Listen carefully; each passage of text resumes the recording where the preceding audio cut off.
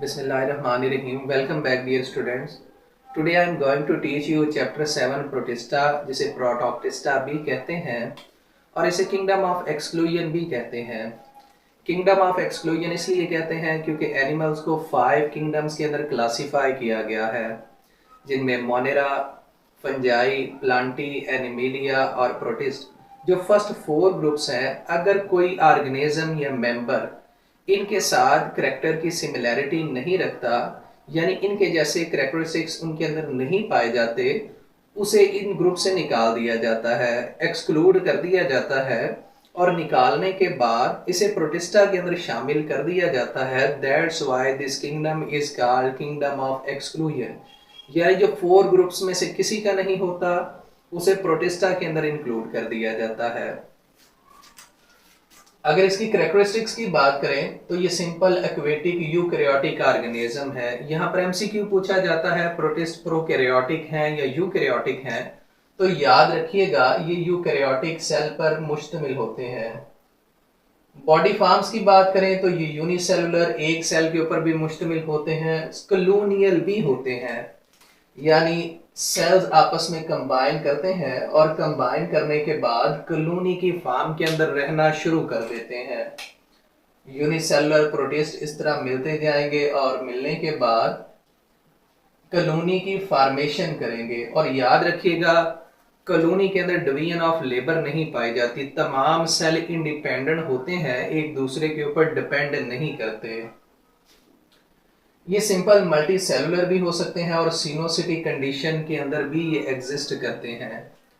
सिनोसिटी condition से क्या मुराद है? सेल आपस में फ्यूज करते हैं और फ्यूज करने के बाद इस तरह फिलामेंट लाइक स्ट्रक्चर बनाते हैं और इस स्ट्रक्चर के अंदर बहुत सारे न्यूक्लियस एक साथ एग्जिस्ट करते हैं. This condition is called synostosis condition. तो ये भी प्रोटिस्ट की बॉडी फॉर्म है जिसके अंदर प्रोटिस्ट एग्जिस्ट करते हैं. अगर एवोल्यूशनरी हिस्ट्री की बात करें तो इसकी स्टडी से हमें पता चलता है जो प्रोटिस्ट हैं ये इंसेस्टर हैं तमाम यूकैरियोट्स के. The protist are the ancestors of all the eukaryotic forms. चाहे वो फंजाई है, प्लांटी है, एनिमल्स हैं, इन सब के इंसेस्टर प्रोटिस्ट है. यहाँ पर एमसीक्यू पूछा जाता है और वो एमसीक्यू है कि प्रोटिस्ट के अंदर ब्लास्टूला फॉर्म नहीं पाई जाती, ब्लास्टूला स्टेज नहीं पाई जाती, उसके बाद ये एम्ब्रियो से डेवलप नहीं करते. ये भी एमसीक्यू है. लेकिन हमने प्रोटिस्ट की सेक्सुअल रिप्रोडक्शन पढ़ी हुई है जिसके अंदर हमने ये भी देखा है प्रोटिस्ट के अंदर एग भी पाए जाते हैं, स्पर्म भी पाए जाते हैं, ये आपस में फ्यूज करते हैं, फर्टिलाइज करते हैं और इनकी फर्टिलाइजेशन के नतीजे में 2n जाइगोट बनता है, लेकिन इनमें एम्ब्रियो नहीं बनता. अब जाइगोट और एम्ब्रियो के अंदर क्या डिफरेंस है? एग और स्पर्म की फ्यूजन के बाद जो फर्स्ट सेल बनता है 2n सेल, इसे हम जाइगोट कहते हैं. अब जाइगोट के अंदर माइटोटिक डिवीजन्स होती हैं बहुत ज्यादा और इसके अंदर बहुत ज्यादा सेल बनते हैं जिसे एम्ब्रियो कहते हैं.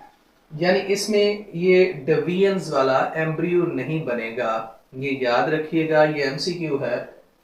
अगर मुख्तलिफ साइंटिस्ट के कंट्रीब्यूशन की बात करें तो फर्स्ट साइंटिस्ट है जॉन हॉज 1861. इसने कहा था कि किंगडम प्रोटिस्टा के अंदर जितने भी माइक्रो ऑर्गेनिज्म है, छोटे छोटे ऑर्गेनिज्म है जो आम आंख से नजर नहीं आते, हम इन सब को इसके अंदर इंक्लूड कर सकते हैं. लेकिन इसका ये वर्क इतना सेटिस्फैक्टरी और स्टेटमेंट सेटिस्फैक्टरी नहीं, क्योंकि प्रोटिस्ट के अंदर यूकैरियोट्स हैं और ऐसे यूनिसेलुलर और माइक्रो ऑर्गेनिज्म भी एग्जिस्ट करते हैं जो प्रोकैरियोटिक इन नेचर हैं, जैसे बैक्टीरिया, हम उसे इसके अंदर नहीं रख सकते. फंजाई चाहे यूकैरियोटिक है, हम उसे भी प्रोटिस्ट के अंदर इंक्लूड नहीं कर सकते. तो ये इनिशियल स्टेटमेंट थी जो कि अब ट्रू स्टेटमेंट ये नहीं कहलाती. हम तमाम माइक्रो ऑर्गेनिज्म को प्रोटिस्ट के अंदर नहीं रख सकते. लेकिन ये इसका कंट्रीब्यूशन था. याद रखिएगा इसने कहा था कि माइक्रो ऑर्गेनिज्म को जितने भी हैं प्रोटिस्टा के अंदर रखा जा सकता है. अगर अर्नेस्ट हैकेल की बात करें 1866 के अंदर, इसने प्रोकैरियोट्स को मोनेरा के अंदर रखा और प्रोटिस्ट को प्रोटिस्टा के अंदर रखा और इसके वर्क को एलिवेट किया इसकी हौसला अफजाई की हर्बर्ट कोपलैंड ने इन द 1938। इसने कहा कि जो प्रोकैरियोट्स हैं, क्योंकि ये प्रोकैरियोटिक इन नेचर के होते हैं, इनमें न्यूक्लियस नहीं होता, तो इन्हें ऐसे ग्रुप के अंदर रखा जाए जिसमें हम प्रोकैरियोटिक ऑर्गेनिज्म रखते हैं, और वो ग्रुप मोनेरा है। और यूकैरियोटिक यूनिसेलुलर के लिए एक और किंगडम बनाया गया जिसका नाम प्रोटिस्टा है। इसके अंदर प्रोटिस्ट को इंक्लूड किया जाए।